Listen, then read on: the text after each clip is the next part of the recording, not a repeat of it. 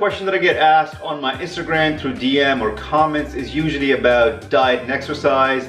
You guys want to know what it is that I eat and how do I maintain my abs and how do I stay fit all year round. So I thought I'm going to share with you some of my recipes so you guys can also follow. So today's video is going to be very casual and very laid back. So why don't you guys go and grab a piece of paper and a pen so you can write it down, or you can always come back and watch this video.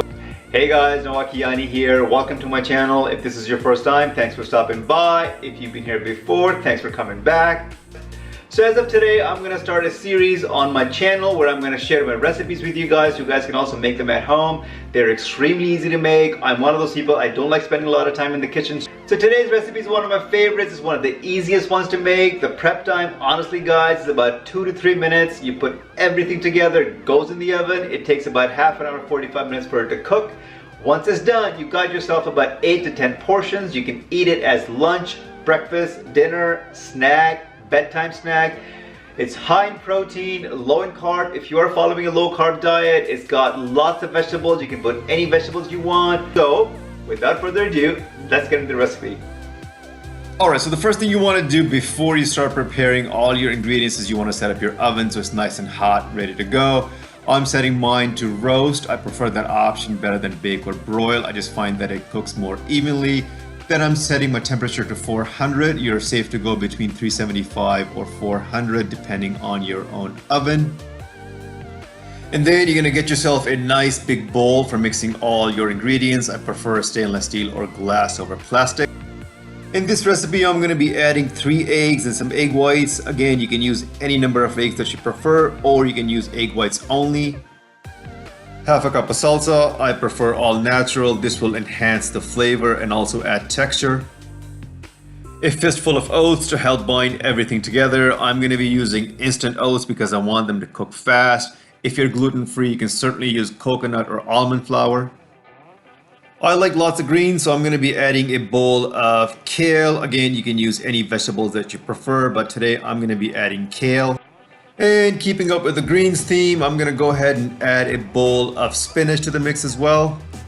Now I'm going to go ahead and add everything together in the big bowl. I already have my 3 eggs. I'm going to add my egg whites. For the egg whites, guys, I just do a free pour. I usually don't measure it. I use my own judgment based on the consistency that I feel is right. I just leave it at that. I don't usually add too much to start because you can always add more, but you cannot take it away.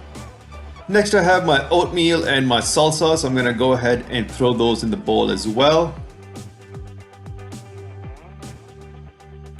And then keep mixing everything together as you go along, just so that you know the consistency is right. No need to beat your eggs, otherwise it's going to be too fluffy when it goes in the oven. Go ahead and add your kale. Add your spinach. And then go ahead and mix everything together, and also make sure that you're happy with the consistency.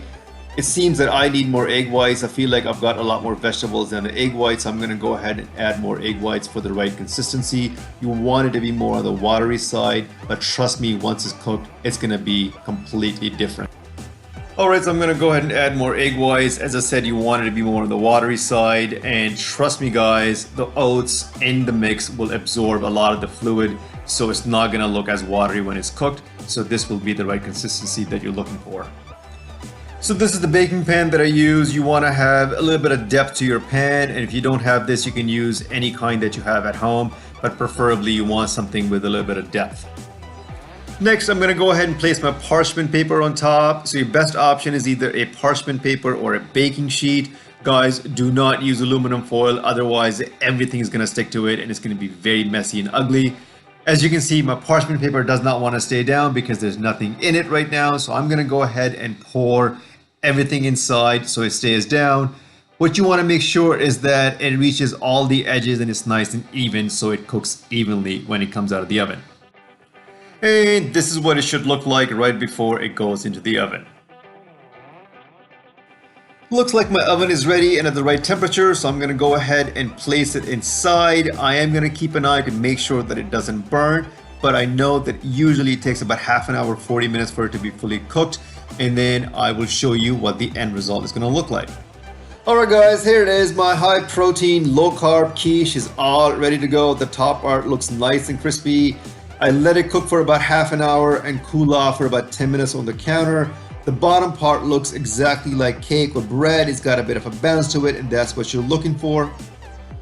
So now I'm gonna go ahead and cut it into multiple different servings. I prefer squares, but you can cut it into any shape that you like. As you guys can see, I don't really care about the presentation because I know that it tastes good and it's good for me. So presentation is not a priority for me. I'm gonna cut it up into multiple pieces, multiple squares, and then I'm gonna put them away in Ziploc bags in the freezer. So when I'm ready to eat, all I gotta do is grab one and heat it up in the microwave and I'm good to go. There we go, guys. That's what it should look like. I cut one piece out for you to take a look. As you can see, all the flavors and textures showing through. I went ahead and put some light Caesar dressing and sriracha sauce along with some avocado on top of mine. That's how I like to eat mine, but you can honestly add any sauce, any flavor that you prefer on top of yours. And as I mentioned before, I like to cut mine up into multiple servings and I place them inside Ziploc bags, and that way they stay nice and fresh inside my freezer. Anytime I feel like having a snack or a meal, I just grab one, heat it up, and I'm good to go. Alright guys, thanks so much for watching. This is it for today. I hope you enjoyed this recipe. Give it a try. Come back and comment and let me know what you thought of it. If you made any modifications to it. I also want to hear back from you, so come back and let me know. In the meantime, I'm going to go enjoy this right now.